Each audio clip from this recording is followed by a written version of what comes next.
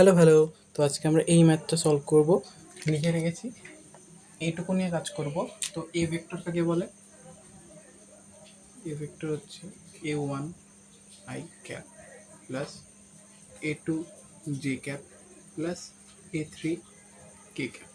একইভাবে আমরা অন্যগুলো লিখব, লেখা হয়েছে। এইবার আমরা এই যে এইটুকু আগে করব, যেহেতু এইটুকু আগে রয়েছে, তার মানে আমরা বি ক্রস সি করব,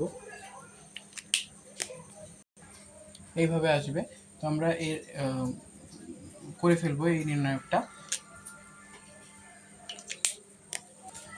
এই জায়গায় এসে আমরা জেতে আর মাইনাস জে লিখবো না, আমরা ডিরেক্ট উল্টো গুণ করে দেবো। প্লাস জেই লিখবো, প্লাস জে লিখতে গেলে যা করা লাগবে উল্টো গুণ করবো। এইটুকু মানে আগে বি3 সি3 লিখবো মাইনাস বি1 সি3 লিখবো, ঠিক আছে? আর বাকিটা তো সেমই হবে, লেখা হলো। এরপরে আমরা এ এর সঙ্গে এইটুকু করবো, মানে এইটুকুর সঙ্গে এ গুণ করে দেবো। এ লিখবো এ ক্রস বি ক্রস সি। তো এটাকে সাজায় লিখলে এইটুকু যাবে, এইভাবে লেখা যায়। এরপরে আমরা আবার গুণ করব, মানে হচ্ছে নির্ণায়ক আবার বের করব। কিন্তু নির্ণায়ক বের করার ক্ষেত্রে আমরা এই সবগুলো লিখবো না, আমরা শুধু আয়েরটুকু করে একটা সাম লিখে দেবো, তাহলে সবগুলো রিপ্রেজেন্ট করা হয়ে যায়, ঠিক আছে? তো আমি দেখাচ্ছি।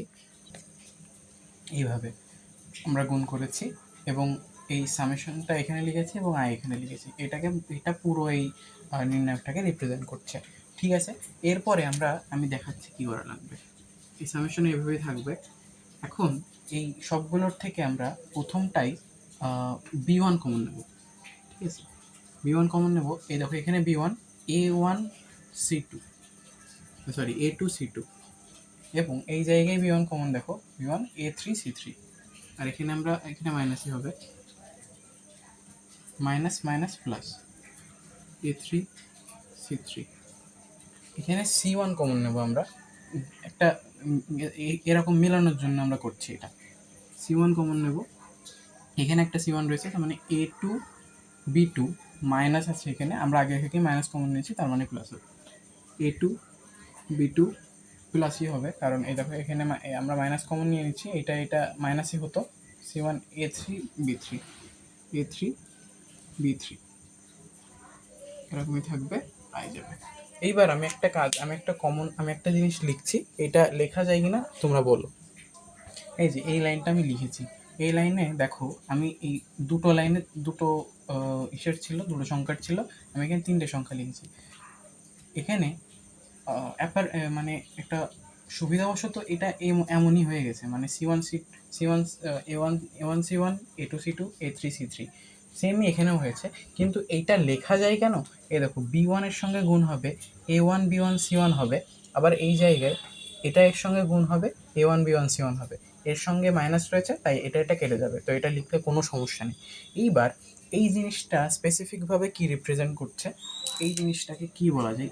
এই জিনিসটাকে দেখো, এখানে এই জিনিসটাকে A vector A into A dot B লেখা যায় না? এই দেখো এ ডট বি গুণ করলে কি হয়, a1 c1 আই কাটা যাচ্ছে, a2 c2 a3 c3, তাই আছে। কিন্তু সেই হিসেবে এইটাকে লেখা যায় এ ডট সি, এবং এইটাকেও লেখা যায় এ ডট বি। আমরা লিখি, দেখো এটা এভাবে লিখেছি। এইবার আমরা এইটাকে সাইডে রাখবো এবং এইটা গুণ করে দেবো, ঠিক আছে? কীভাবে? যে এ ডট সি, এবং এবার আমরা বুঝতেই পারছি, এখানে ধরো আমরা এটা পেয়ে গেছি, এ দেখো অঙ্কের এইটুকু পেয়ে গেছি, এখন বি আর সি ভেক্টর বানানো লাগবে আমার। তাহলে সেই হিসেবে আমরা সামশন অফ b1 i লিখবো। আই গুণ হচ্ছে, দেখো প্রত্যেকটার সঙ্গে আই গুণ হয়ে যাচ্ছে, মাইনাস এ ডট বি, এখানে আই হবে না, into summation of c1 i লিখব। এইবার এই যে এইটুকু একটা যে কোনো একক ভেক্টরের সঙ্গে যে কোনো একটা দিক গুণ করলে সেটা ওই ভেক্টরকে রিপ্রেজেন্ট করে, ঠিক আছে?